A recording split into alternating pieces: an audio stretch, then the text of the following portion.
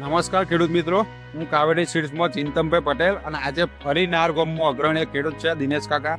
તમે ગઈ સાલે કેટલા વીઘા કરી હતી?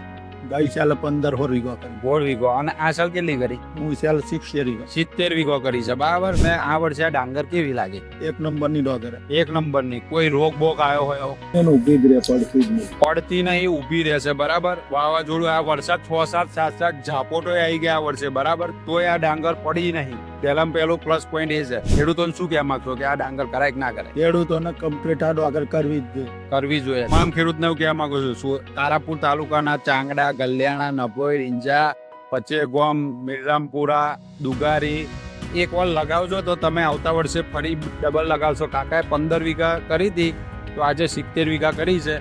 તો એમનો અભિપ્રાય છે ને એ જ મોટા ખેડૂત આટલું સરસ અભિપ્રાય હોય તો તમે એમનો અભિપ્રાય લઈ અને કાવેરી સીડ્સની ટીલું ડાંગર કરશું. નમસ્કાર.